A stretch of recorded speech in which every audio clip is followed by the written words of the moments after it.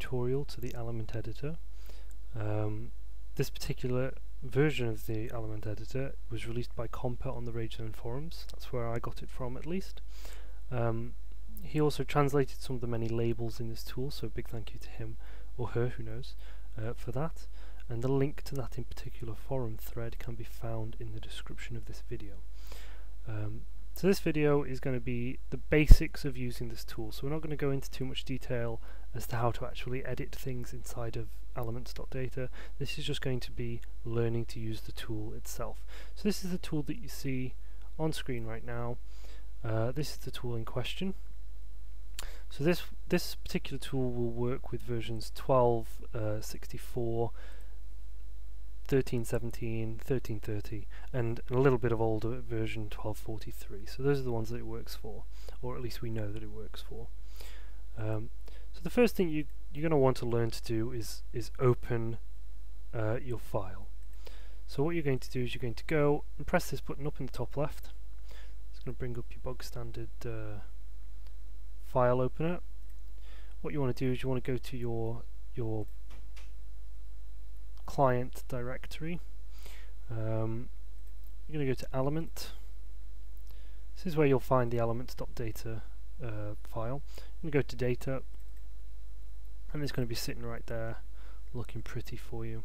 So you're going to go ahead and open that. It might take a second to just load everything up, and everything's going to appear in this large box on the left hand side. There we go. Okay, so each item in the game is in, well, I shouldn't say item, each thing in the game which has a name and so on is all in these different boxes here, all 150 of them. So that's basically how you switch between different things. So you've got all your mobs in 19 here, 4,975 different mobs, and so on. So first thing you're going to want to learn to do, other than opening, so technically second thing, is you want to learn how to search. Down in this little box here, down the bottom left, you can type in what you want to search for. So if you want to search for items or NPCs or whatever, you know, mobs, anything you fancy, you can search in here. So the first thing you need to know about the search box is it is case sensitive. So if I type in wild wolf, all lowercase, it's not going to come up with anything. Just hit enter to search. If I put in caps, it's going to come up with some NPCs and the mob and the pet. So we're going to practice some simple stuff with the mobs. So just go ahead and double click wild wolf 7, and it's going to bring up all the attributes and information that you need for the wild wolf. So as you can see here, it's got its name, its level, how much EXP it's going to give you when it dies, how much gold it's going to give you, what its HP is, how much damage, defense, all that kind of stuff. So this is basically where you can edit all the information of anything. So if you click on it over in this box here, just left click once for this one. This is the one that you need to double click. It's going to just pop up Moaning Harpy, gives 14,500 EXP. So we're going to just practice with the wild wolf. Now let's say we want to make the wild wolf's XP a lot, so that, you know, new players can get a lot of EXP. So there we are, we've changed it. Now what we want to do when we've changed it is we want to hit this little button down here, which is a temporary save button.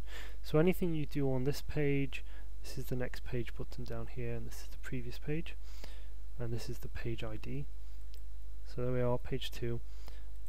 Anything that you do whilst you're on these pages, you want to save. If I switch to another monster now without hitting this button, anything I've done on here will be reverted. So if you do something wrong, that's a good way to undo. You know, it's your Control Z. So if I've messed up a load of settings on here, instead of pressing this button, I'll just switch and switch back. There we are, it's back to 5,500. So let's go ahead and change it to a lot of XP and hit this button to save it. It only requires you to hit it once. So now if I switch to another thing and then back, it's saved 99999. Okay, so that's your basics of how to change things and save them temporarily. Now let's say we want all these mobs to have a lot of EXP. So what we want to do, I'm just going to change this back because I don't want it to have too much, and save that temporarily.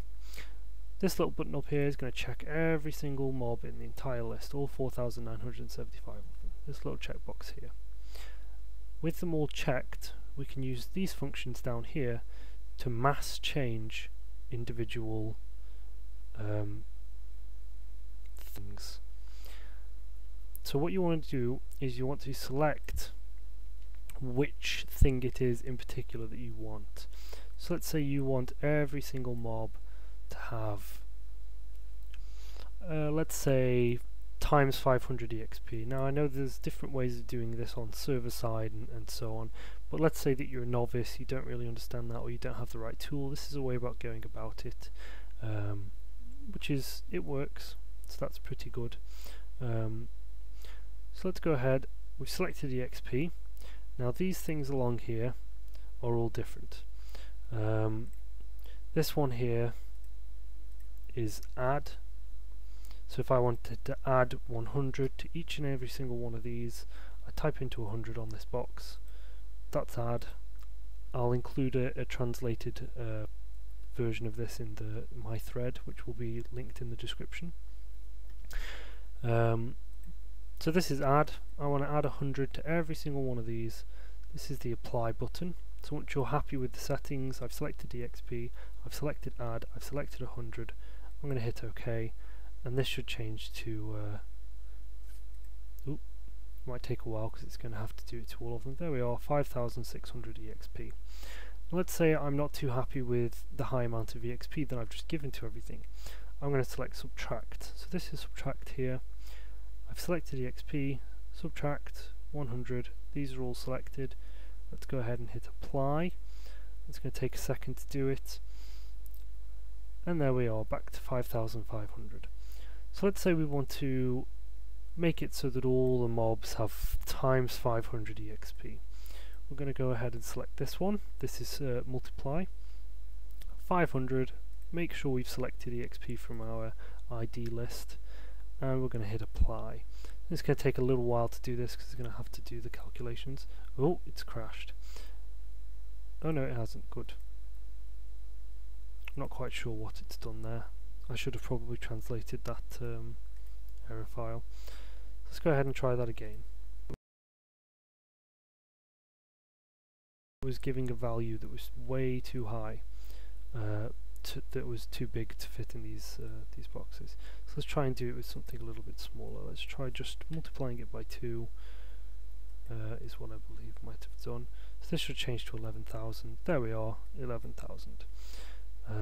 Plump Toad is now giving 11,000. This is 29,000, 4,000. So it is. It has doubled everything. Now I want to revert it back. So this is divide. Go ahead and hit that. It's going to take a second to do it all, and there we are, back to where we were. I believe this is replace. So let's say that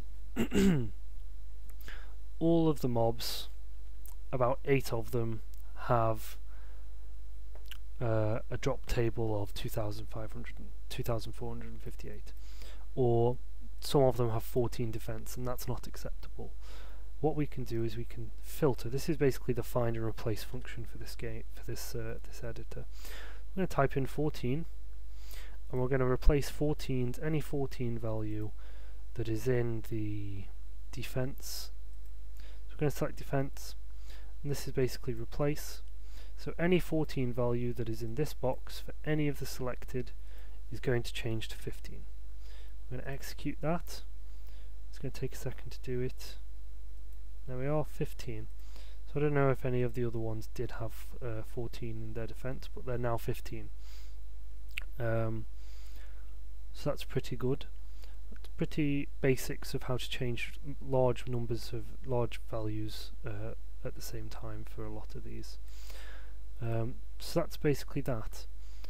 Let's go ahead and uncheck all of these. using this thing up here in the top left.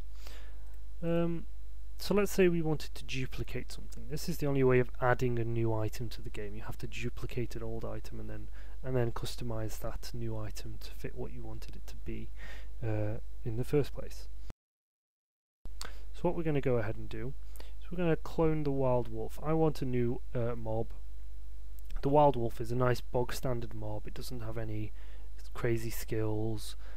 It's quite easy to change the EXP and everything of it without having too much hassle. We can change the drop tables and so on. So what I'm going to do is I'm going to select wild wolf. Don't have to check it, just have to select it. This little button down here is the duplicate button. So I'm going to click this, and at the bottom of the list it's going to appear as a wild wolf with the same ID as 7. Now, when making a new item, you cannot have the same ID as anything else in the game. So if I type in 7 on here, it's going to come up with the ID. That's another thing that you can use to search. You can use to search 7. Now, attributes don't apply to anything else. Attributes can have their own individual IDs. So if you've got the same ID as an attribute, that's okay. It shouldn't interfere.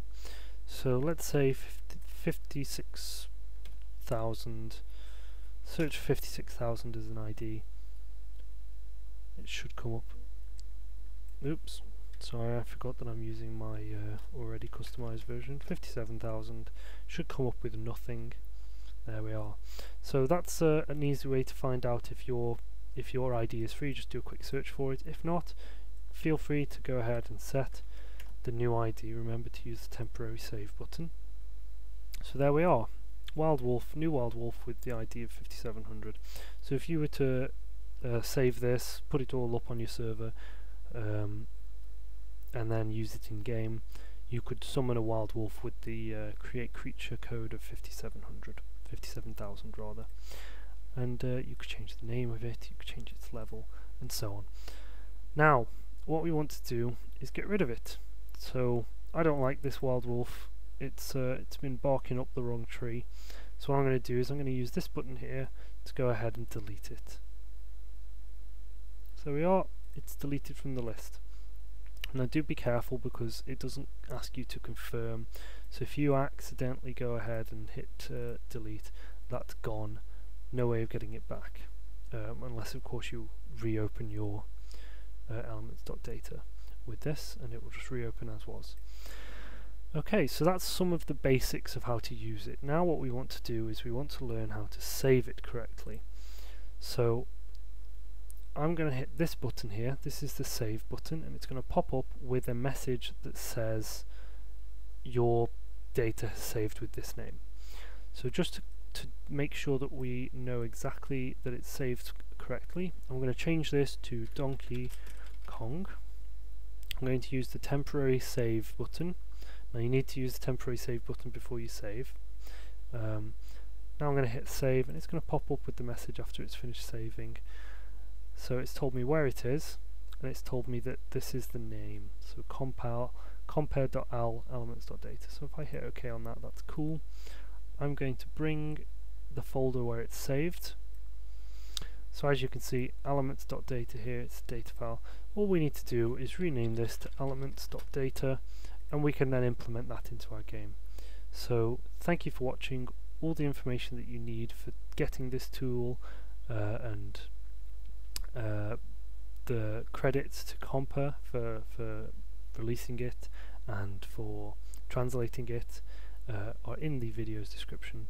So good luck with your future development.